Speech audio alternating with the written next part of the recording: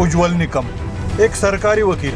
आपल्या वकिलीनं निकम यांनी मोठं नाव कमावलं. कसाबासारख्या दहशतवाद्याविरोधात त्यांनी खंबीर भूमिका मांडली आणि देशाप्रती निष्ठा सिद्ध केली.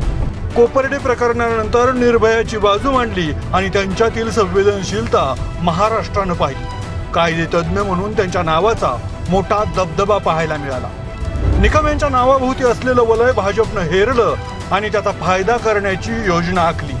कोर्टात खमक्या युक्तिवाद करत आरोपीला कोंडीत पकडणारे निकम भाजपच्या गळाला लागले. भाजपनं त्यांना उत्तर मध्य मुंबईतून लोकसभेच्या आखाड्यात उतरलं. पण पहिल्यांदाच राजकीय मैदानात उतरलेल्या निकम यांना पहिल्याच निवडणुकीत पराभव पत्करावा लागला. काँग्रेसच्या वर्षा गायकवाड यांनी त्यांचा पराभव केला. मात्र भाजपकडून पराभव पचवल्यानंतरही उज्ज्वल निकम यांना सरकारनं नव्यानं बक्षिसी दिली आहे.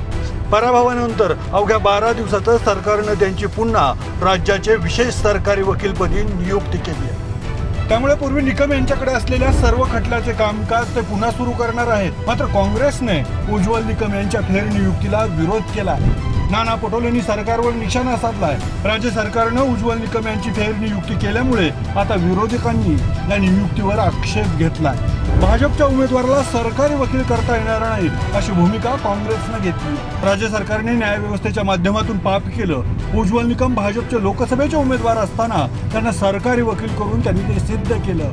सरकारी वकीलही भाजपचे राहणार, पण भाजपच्या उमेदवाराला सरकारी वकील करता येणार नाही ही भूमिका काँग्रेस पक्षाची आहे. लोकसभा निवडणूक लढवण्यासाठी निकम यांनी आपल्या विशेष सरकारी वकील पदाचा राजीनामा दिला होता. राजीनामा देऊन ते लोकसभेच्या मैदानात उतरले होते. भाजपनेही देशभक्त उमेदवार म्हणत निकम यांचा प्रचार केला होता. आता काँग्रेसच्या विरोधानंतर निकम यांची नियुक्ती वादात आली आहे. सरकार नियुक्तीला स्थगिती देणार की कायम ठेवणार?